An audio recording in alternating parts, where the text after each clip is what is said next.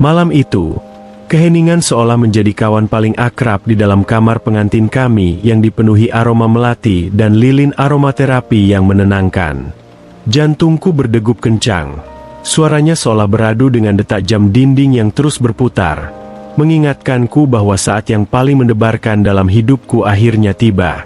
Aku duduk di tepi tempat tidur, meremas jemariku sendiri yang terasa dingin, sementara di hadapanku, seorang wanita yang kini resmi menjadi istriku sedang duduk dengan anggun di depan cermin, perlahan melepas perhiasan pernikahannya. Sarah, wanita yang usianya hampir 2 kali lipat dariku, menoleh dan memberikan senyuman paling tulus yang pernah kulihat. Saat matanya bertemu denganku, rasa gugup yang luar biasa menyerang dadaku, membuat napasku terasa pendek namun hangat. Aku tahu, di luar sana, orang-orang masih menertawakanku, membicarakanku di kedai kopi, dan menganggapku gila karena menikahi seorang janda berusia 57 tahun. Namun, saat dia melangkah mendekat dan menyentuh tanganku dengan kelembutan yang hanya dimiliki oleh jiwa yang sudah kenyang dengan asam garam kehidupan, semua suara bising dunia itu seketika sirna. Kami pun hanyut dalam malam pertama yang begitu sakral, di mana setiap sentuhan terasa seperti untayan doa, dan penyatuan kami bukan sekadar fisik, melainkan janji setia dua jiwa yang saling menemukan di saat yang tak terduga, membuktikan bahwa cinta sejati tidak pernah mengenal kerutan di wajah atau angka di atas kertas. Semua ini bermula dari tatapan sinis dan bisik-bisik tetangga yang seolah tak pernah habis. Teman-temanku, keluarga besarku, bahkan orang-orang asing yang baru mengenalku di media sosial tak henti-hentinya melontarkan ejekan. Mereka bilang aku hanya mengincar hartanya, atau aku punya kelainan karena menyukai wanita yang jauh lebih tua.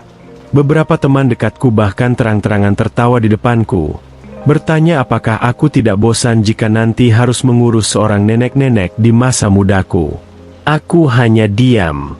Aku tidak pernah merasa perlu menjelaskan bahwa Sarah bukan sekadar wanita tua di mataku. Dia adalah ketenangan di tengah badai. Dia adalah kecerdasan yang dibungkus dengan kerendah hatian.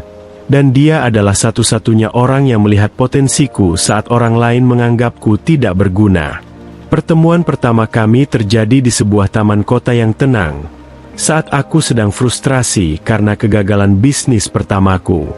Aku duduk di bangku taman dengan wajah tertunduk, dan dia, yang sedang memberi makan burung-burung merpati, menghampiriku hanya untuk menawarkan sebotol air dan kata-kata penyemangat yang tidak menggurui. Sejak hari itu, percakapan demi percakapan mengalir. Aku jatuh cinta bukan pada fisiknya yang memang masih menyisakan sisa-sisa kecantikan masa muda yang elegan, tapi pada cara dia memandang dunia. Sarah adalah seorang wanita yang telah kehilangan suaminya belasan tahun lalu dan memilih untuk hidup dalam kesendirian yang bermartabat, membangun yayasan pendidikan untuk anak-anak kurang mampu tanpa pernah memamerkannya di depan publik. Ketika aku memutuskan untuk melamarnya, badai ejekan itu mencapai puncaknya. Aris, kamu masih 30 tahun. Masa depanmu panjang. Kenapa harus Sarah yang sudah hampir kepala 6? Tanya ibuku dengan nada kecewa. Aku hanya menjawab bahwa di samping Sarah, aku merasa menjadi pria paling utuh. Aku tidak butuh wanita yang hanya bisa diajak berpesta atau pamer foto di media sosial. Aku butuh teman hidup yang bisa membimbingku, yang bicaranya menyejukkan hati, dan yang keberadaannya membuatku ingin menjadi manusia yang lebih baik setiap harinya. Hari pernikahan kami pun tiba. Sebuah perayaan yang sederhana namun sangat hikmat. Aku melihat bagaimana teman-temanku datang dengan wajah meremehkan. Mereka berbisik sambil melirik Sarah yang mengenakan kebaya putih sederhana namun sangat anggun. Mereka melihat kerutan halus di sudut matanya saat dia tersenyum, dan mereka saling menyikut seolah berkata, "Lihat, Aris benar-benar menikahi ibunya sendiri." Namun, Sarah tidak sedikit pun terlihat terganggu. Dia menyambut setiap tamu dengan keramahan yang luar biasa, dengan tata krama yang sangat tinggi yang membuat beberapa tamu mulai merasa sedikit kikuk dengan sikap kasar mereka sendiri. Malam itu, setelah tamu terakhir pulang dan rumah kembali sepi, Kami memasuki kamar pengantin yang sudah disiapkan. Disinilah momen yang paling aku takutkan sekaligus aku nantikan terjadi.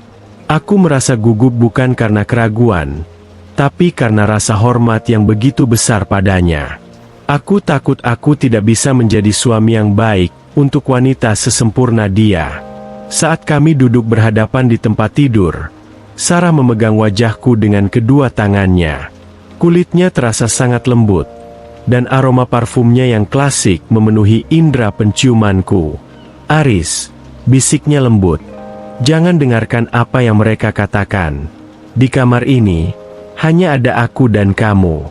Aku bukan wanita tua yang mereka bicarakan, dan kamu bukan pemuda bodoh yang mereka ejek. Kita adalah dua orang yang saling mencintai." Mendengar itu, jantungku berdegup kian kencang. Ketakutanku perlahan mencair. Kami memulai malam itu dengan percakapan panjang tentang harapan dan mimpi kami. Hingga akhirnya, secara perlahan dan penuh kelembutan, kami melangkah menuju penyatuan yang paling intim. Tidak ada nafsu yang menggebu-gebu seperti yang biasa digambarkan anak muda, melainkan sebuah kasih sayang yang mendalam.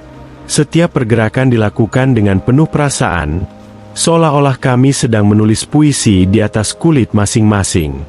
Di bulan muda yang bersinar remang-remang di balik tirai jendela, aku menyadari bahwa kecantikan seorang wanita di usia 57 tahun memiliki kedalaman yang tidak akan pernah bisa dipahami oleh mereka yang hanya melihat permukaan.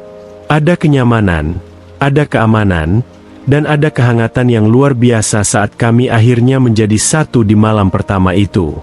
Aku merasa sangat beruntung, sangat dicintai, dan sangat dihargai.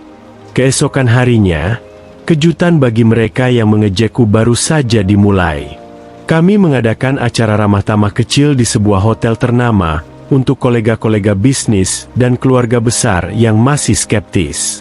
Disitulah tabir siapa sebenarnya Sarah mulai terungkap. Selama ini, orang hanya tahu dia sebagai janda pendiam yang tinggal di rumah tua di sudut kota. Mereka tidak tahu bahwa Sarah adalah salah satu kurator seni paling dihormati di tingkat internasional dan penasihat keuangan untuk beberapa perusahaan besar yang selama ini bergerak di balik layar. Saat acara berlangsung, seorang pejabat penting dan beberapa pengusaha sukses yang hadir justru membungkuk hormat saat bertemu dengan Sarah. Mereka menyapa Sarah dengan sebutan ibu mentor atau profesor. Teman-temanku yang tadinya berniat mengejek, kini hanya bisa terdiam dengan mulut ternganga. Mereka melihat bagaimana Sarah berbicara dalam 3 bahasa dengan sangat fasih saat menyambut tamu dari luar negeri. Mereka melihat bagaimana dia dengan cerdas menanggapi isu-isu ekonomi global dengan sangat tenang namun tajam. "Aris, istrimu, dia bukan sembarang orang ya?" bisik salah satu temanku yang dulu paling keras mengejekku. Aku hanya tersenyum tipis tanpa perlu membalas dengan kata-kata yang menyakitkan. Aku ingin mereka melihat sendiri bahwa apa yang mereka anggap sebagai beban bagi masa mudaku justru merupakan anugerah terbesar dalam hidupku. Namun, bukan itu yang paling membuat mereka terdiam. Yang paling mengesankan adalah saat Sarah naik ke podium untuk memberikan ucapan terima kasih. Dia tidak bicara tentang kesuksesannya atau hartanya. Dia bicara tentang bagaimana cinta tidak memiliki tanggal kedaluarsa. Dia bicara tentang bagaimana aku, pria yang jauh lebih muda darinya, telah memberinya keberanian untuk kembali percaya pada kebahagiaan setelah bertahun-tahun dia hidup dalam bayang-bayang kesedihan. Suaranya begitu berwibawa namun tetap penuh kelembutan, membuat seisi ruangan hening seketika. Di saat itulah, semua orang yang tadinya memandang rendah hubungan kami mulai menyadari kesalahan mereka. Mereka melihat pancaran kebahagiaan yang tulus di mataku dan keanggunan yang tak tertandingi di diri Sarah. Sejak hari itu, ejekan itu berubah menjadi kekaguman. Mereka yang dulu menertawakanku kini sering datang untuk meminta nasihat kepada Sarah. Dan aku tetaplah pria yang sama yang jatuh cinta pada wanita hebat ini di bangku taman. Kehidupan pernikahan kami berjalan dengan sangat harmonis. Di rumah, Sarah adalah istri yang sangat perhatian.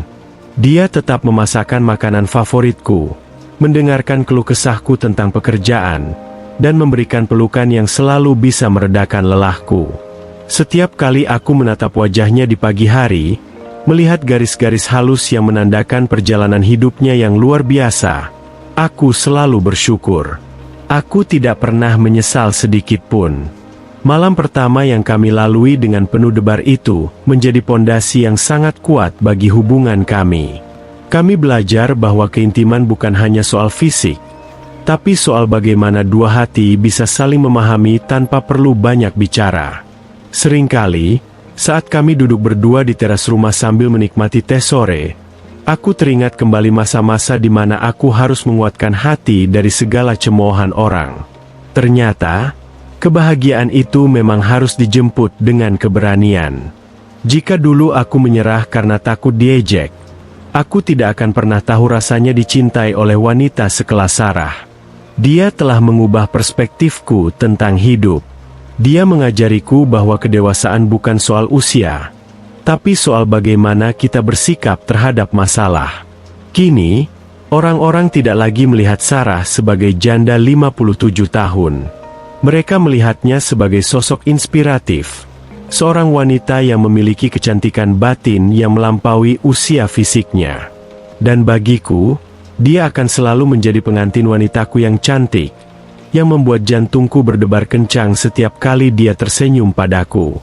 Cinta kami membuktikan bahwa dunia mungkin bisa menilai dari apa yang mereka lihat, tapi hanya kita yang tahu kebenaran di balik apa yang kita jalani. Mereka mengejekku karena mereka tidak tahu, namun setelah mereka melihat siapa dia sebenarnya, mereka hanya bisa terdiam dan merenung. Menikahi Sarah adalah keputusan terbaik dalam hidupku, sebuah perjalanan cinta yang tidak hanya mendewasakanku, tapi juga memberikan makna terdalam tentang apa artinya mencintai dan dicintai tanpa syarat.